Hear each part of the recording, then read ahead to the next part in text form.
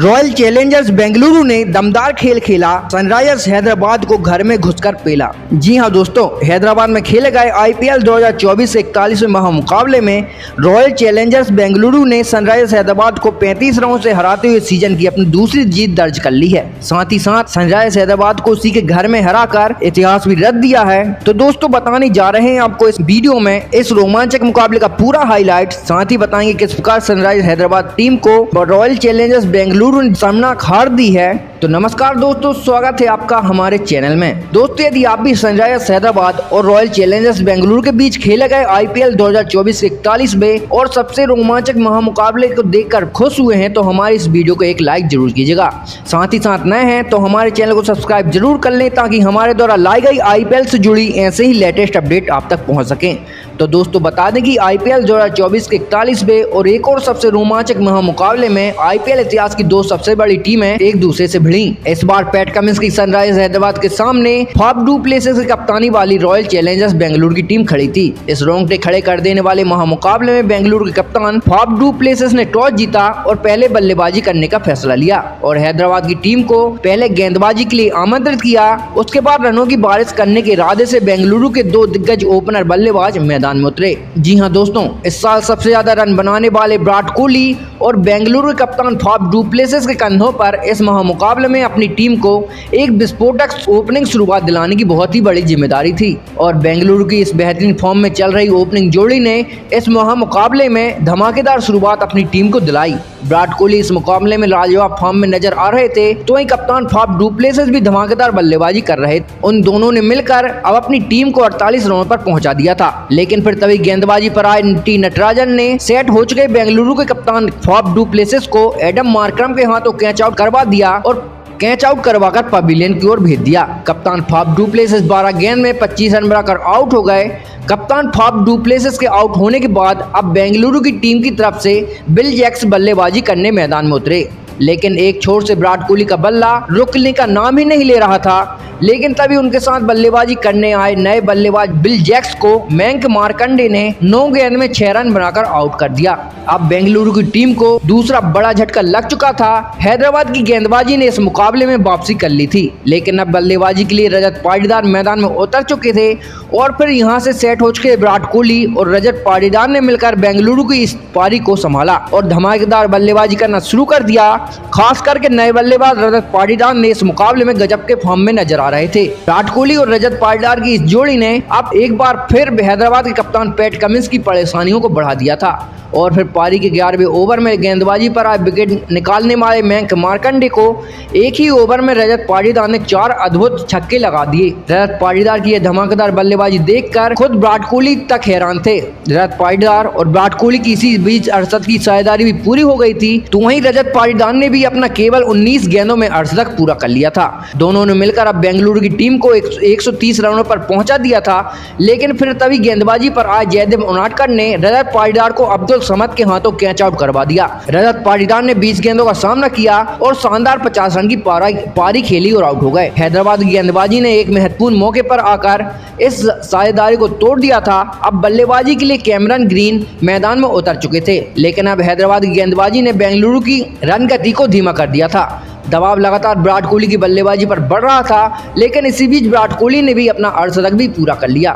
लेकिन फिर गेंदबाजी करने आए जयदेव उनाडकर ने विराट कोहली को भी अब्दुल समद के हाथों ही कैच आउट करवाते हुए पवेलियन की ओर भेज दिया। विराट कोहली ने 43 गेंदों का सामना किया और 51 रन बनाकर आउट हो गए। अब दबाव पूरी तरह बेंगलुरु की बल्लेबाजी पर था।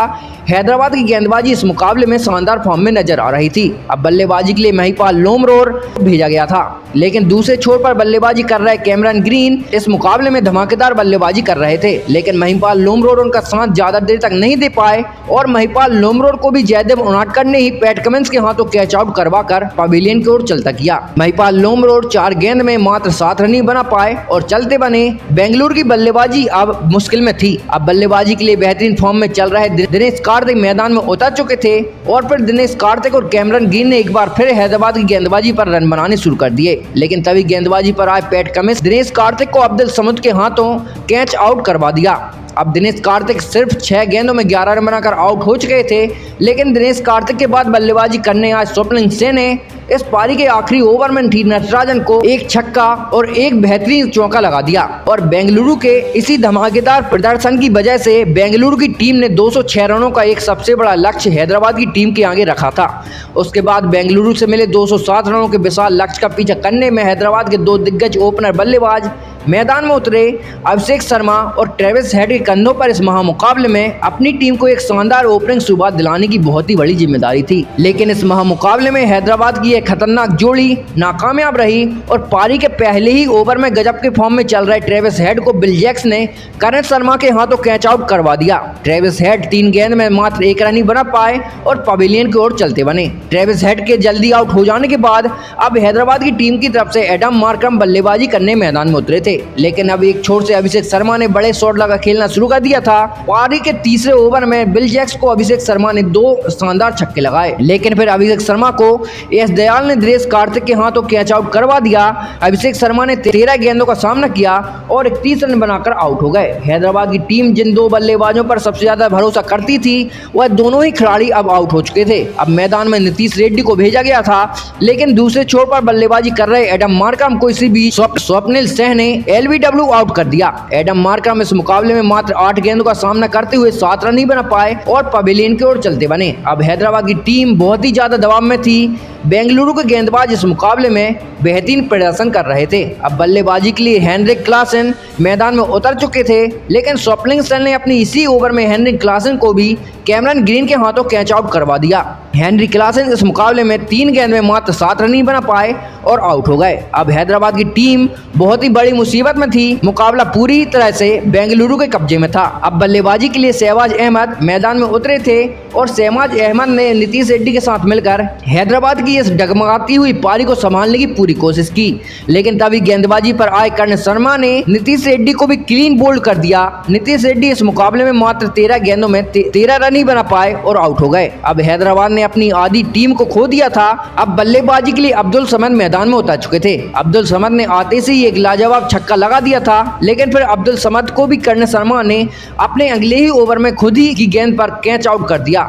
अब्दुल समद इस मुकाबले में 6 गेंदों में मात्र 10 रन ही बना पाए और आउट हो गए।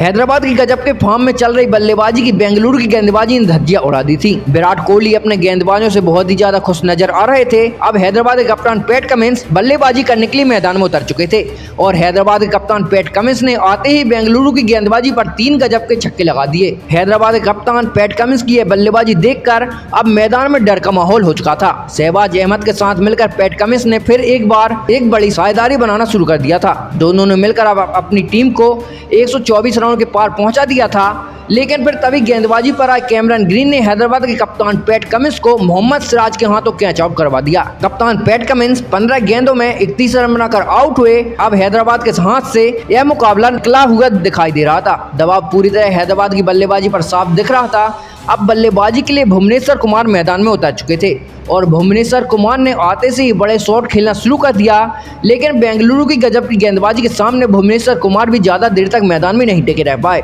गेंदबाजी पर आए कैमरन ग्रीन ने भुवनेश्वर कुमार को मोहम्मद सिराज के हाथों कैच आउट करवा दिया। भुवनेश्वर कुमार 13 गेंद में मात्र 13 रन ही बना पाए और आउट हो गए। अब हैदराबाद की टीम को आखिरी 4 ओवरों में 66 रनों की जरूरत थी। यहां से हैदराबाद की जीत मुश्किल दिख रही थी, लेकिन अंत के ओवरों में बेंगलुरु की शानदार गेंदबाजी ने इस मुकाबले में हैदराबाद के बल्लेबाजों को ज्यादा हाथ खोलने का मौका ही नहीं दिया। शहबाज अहमद अंत तक बेंगलुरु की गेंदबाजी से लड़ते रहे, लेकिन इसके बावजूद भी अंत में बेंगलुरु की टीम ने 35 रनों से इस रोमांचक मुकाबले को अपने नाम कर लिया। तो दोस्तों, आपको क्या लगता है, क्या यहां से रॉयल चैलेंजर्स बेंगलुरु की टीम प्लेऑफ के लिए क्वालिफाई कर पाएगी? अपनी राय कमेंट बॉक्स में हमें जरूर बताएं।